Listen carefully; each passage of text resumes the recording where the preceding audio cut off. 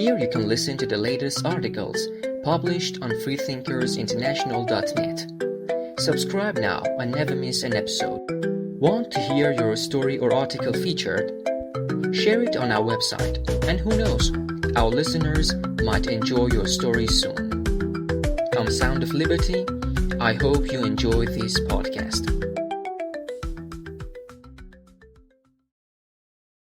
Guardians of Freedom, dedicated to Mahsa Badiei. Those who keep me alive are the ones who whisper hopeful tales in my ear.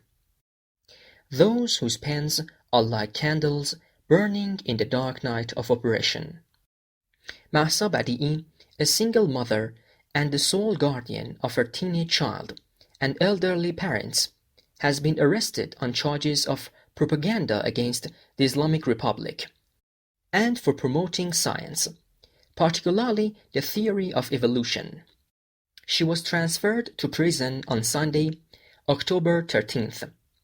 Mahsa, who used her Instagram page to share scientific content and promoting reading, faced a crackdown by security forces, leading to the suspension of her account.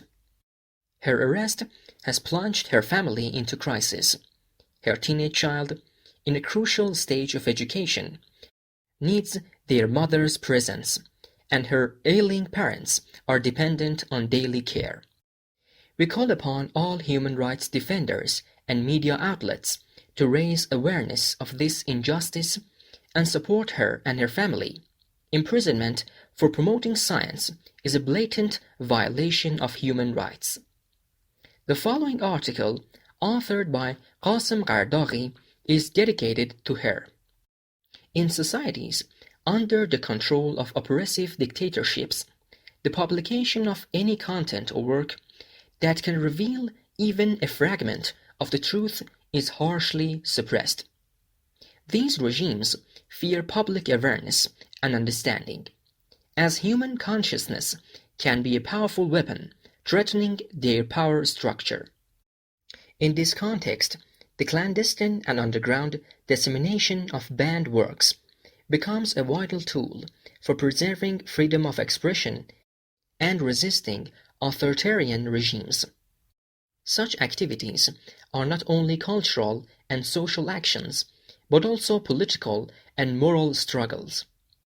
Every dictatorship needs to control information and restrict access to the truth to survive.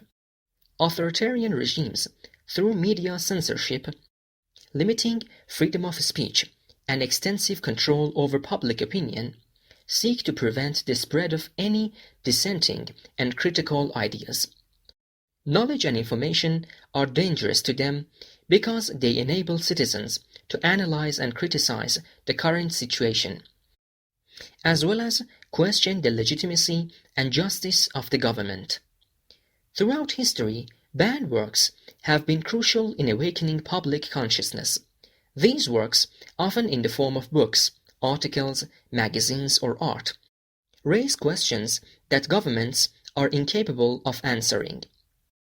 Issues such as freedom of speech, human rights, social justice, government corruption, and the philosophy of freedom are among the topics addressed in these works. Since such topics cannot be openly discussed in dictatorial societies, banned works are secretly and underground distributed to reach the people. At the heart of this unequal battle between truth and oppression, these are brave publishers, writers, and activists who, fully aware of the dangers ahead, continue to distribute and publish these works in secret. These individuals are often under constant threat of arrest, torture, and even death. Yet their deep belief in the value of freedom and knowledge prevents them from shirking their responsibilities.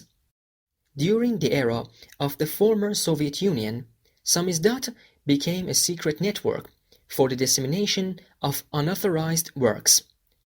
Writers and intellectuals like Alexander Solzhenitsyn and Anna Akhmatova used their underground network to publish and share their works with the people. These works, which included criticisms of the Soviet government and revelations about the grim realities of labor camps or gulag were able to illuminate public opinion regarding the horrific conditions of life in the Soviet Union and contributed to the formation of internal resistant movements. During the military dictatorship in Argentina, 1976 to 1983, writers and journalists like Rodolfo Walsh faced enormous dangers. Walsh, through the secret publication of an open letter to the fascist military dictatorship, exposed the corruption and state violence of the regime. The underground dissemination of this letter and other works became symbols of intellectual and cultural resistance against state oppression. In Iran as well, there are brave publishers and writers who, despite heavy pressure and strict censorship, continue to publish and promote free and critical ideas.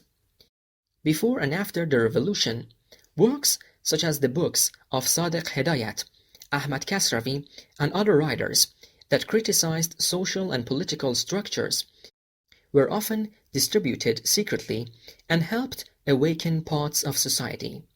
In the past, the underground distribution of works occurred at the secret printing and distribution of books and magazines. Hidden printing houses acted as intellectual and cultural bases of resistance, and books were delivered to the public in special packaging and through secret methods. This process was complex and highly dangerous, as any mistake or exposure of these activities could lead to the arrest or even execution of the publishers and writers.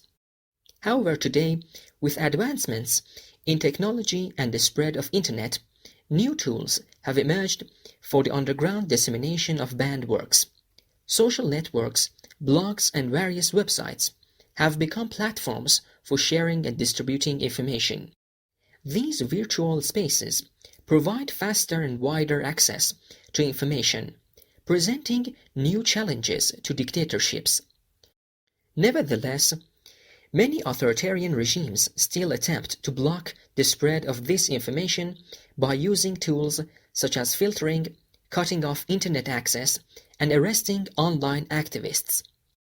But history has shown that no government can completely prevent the dissemination of knowledge. Although methods may change, the will for truth and awareness remains ever present. The struggle for freedom of thought and expression has always come at a high cost.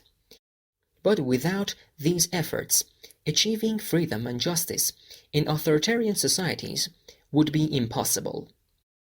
Every banned work that reaches the people in secret is like a light that can break through the darkness of tyranny and pave the way to freedom. For this reason, these brave fighters and publishers deserve eternal respect and admiration. In conclusion, with a heart full of gratitude and respect, I praise the courage and strength of all those who fight for awareness and cultural development. Those who, undeterred by repression and censorship, see enlightenment as their duty, especially Mahsa Badiei, who is now caught in the endless corridors of the courts of the Islamic Republic on charges of propaganda against the regime. She is truly the shining symbol of this magnificent resistance.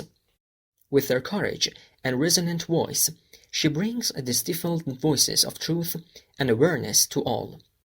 We wholeheartedly appreciate her and all those who struggle to break the barriers of censorship and tyranny. Their struggles will not only be recorded in history, but will remain forever etched in the hearts of all who walk the path of awareness and consciousness. Ghasem Ghareh Daghi, October 8, 2024. The End.